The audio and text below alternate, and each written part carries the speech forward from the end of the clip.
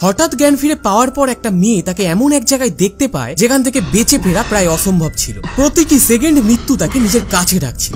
মেয়েটির কি হয়েছিল সেটি জানার জন্য ভিডিওটিকে অবশ্যই আপনার শেষ পর্যন্ত দেখতে হবে। আর ভিডিওর শেষে আপনার জন্য একটা মেসেজ থাকবে। ইনফরমেটিভ দুর্বার প্রেজেন্টস একটা মোটিভেশনাল শর্ট মুভি কার্ভ।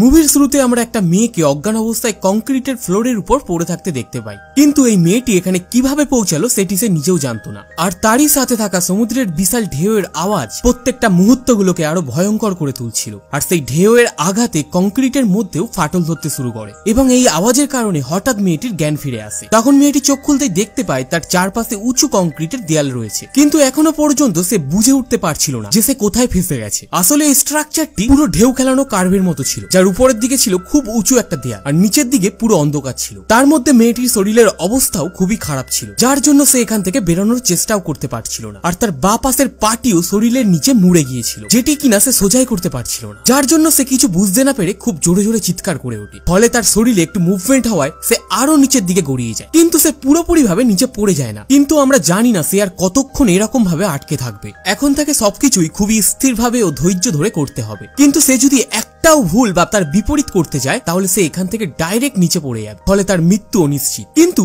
সেখানে একভাবে আটকে থাকার কারণে তার বাবাটিও আরো যন্ত্রণা শুরু করে দেয়। তার হাতের অবস্থাটিও আরো খারাপ হয়ে যায়। মেয়েটির নিঃশ্বাসও খুব তীব্র গতিতে চলছিল। তার কাছে সেখান থেকে বেরোনোর রাস্তা খুবই কম ছিল, কিন্তু তাও সে কোনো মতে নিজের হাল ছাড়ে না। আসলে মেয়েটি একটি হাইড্রো পাওয়ার প্ল্যান্টের মধ্যে আটকে পড়েছিল, তাই সে যেভাবেই হোক উপর দিকে পৌঁছালেও সেই উঁচু দেয়ালটিকে পার করা সম্ভব ছিল না। তাই মেয়েটি এখান থেকে বেরিয়ে আসার কোনো পথ খুঁজে না পেয়ে নিজের উপরই রাগ দেখাতে শুরু করে। আর তখনই তার নিচ থেকে একটি ভয়ঙ্কর আওয়াজ ভেসে আসে। তাই সে আরো বুঝতে পারে তার সেখান থেকে নিচে পড়ে যাওয়াটা কতটা ভয়ঙ্কর হতে পারে। সে একদম নিস্তব্ধ হয়ে যায়। আর সেই মেয়েটি ভাবে হয়তো এই আওয়াজটি কোনো ঝোড়ো হাওয়ার কারণে হচ্ছে, কিন্তু তখনই ফের সেই আওয়াজটি তার কানে আসে। তাই সে উপরের দিকে তাকিয়ে ফের আরেকটি বার চিৎকার করে ওঠে। কিন্তু যদি সে নিজেকে বাঁচানোর চেষ্টা না করে এইভাবে কিছুক্ষণ পড়ে থাকে তাহলে তার মৃত্যু হতে আর বেশিক্ষণ সময় লাগবে না। আর যদি সে একটু মুভমেন্ট করার চেষ্টা করে তাহলেও তার মৃত্যু নিশ্চিত। অর্থাৎ এই দুটো সিচুয়েশনেই তার মৃত্যু নিশ্চিত। এবার তার উপরেই নির্ভর করছিল সবকিছু, যে সে কোন পথটা বেছে নেবে। কিন্তু সে দ্বিতীয় পথটাই বেছে নেয়। তারপর সে নিজের ভাঙা ডান পাটা ইউজ করে উপরে ওঠার চেষ্টা করে, কিন্তু তাতে সে ব্যর্থ হয়ে যায়। আর তার ফলে সে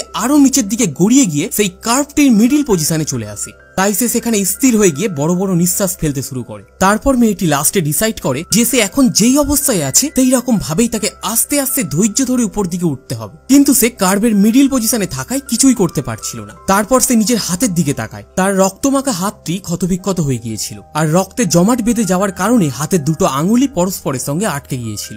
আর সে ধীরে ধীরে হাতটিকে নিজের জায়গাটির মধ্যে মুছে পরিষ্কার করতে থাকে, যাতে তার উপর দিকে ওঠার সময় রক্ত থাকার কারণে সে স্লিপ না খায়। তার হাতের তীব্র যন্ত্রণা সে আর সহ্য করতে পারছিল না। তাই সে ফের আরেকবার চেষ্টা করার জন্য নিজের পা আর হাতের উপর ভর দিয়ে উপরে ওঠার চেষ্টা করে, কিন্তু সে এবারে একটু উপরের দিকে উঠতে পারে। আর সেখানে যেতে পেরে সে একটু শান্তির নিঃশ্বাস ফেলে, কারণ এত কিছুর পরেও তার চেষ্টাটা ব্যর্থ হয়ে যায়নি। তারপর সে একটু একটু করে সেম ভাবে উপরে ওঠার চেষ্টা করে, কিন্তু তীব্র ব্যথা আর ভয়ের কারণে সে আবার নার্ভাস হয়ে যেতে শুরু করে। তারপর মেয়েটি সেই কার্ভের সেফের নিচে নিজের হাতের রক্তের ছাপ দেখতে পায়, যেখানে সে তার শরীরের কোনো ছাপ দেখতে পাচ্ছিল না। আর এটা দেখে মেয়েটা খুবই উত্তেজিত হয়ে পড়ে। সেই মেয়েটি এবার মিডিল পজিশন থেকে একটু উপরের দিকে ছিল, কিন্তু তার পেছন দিকে যে উঁচু দেয়ালটি ছিল সেটি সে কোনো রকম ভাবে পার করতে পারছিল না। কিন্তু সে বেশি কিছু ভাবনা চিন্তা না করে ফের আরেকবার উপরের দিকে মুভ করে, কিন্তু এবারেও তাড়াহুড়ো চক্করে সে আরো একটু নিচে নেমে যায়। আর সে ফের ভয়েতে হাইপার হয়ে ওঠে। তখন মেয়েটি আবার সেই রক্তের ছাপ দেখতে পায়, যেটি আগের চেয়েও বড় ছিল। তারপর আবার সে উপরে ওঠার চেষ্টা করে।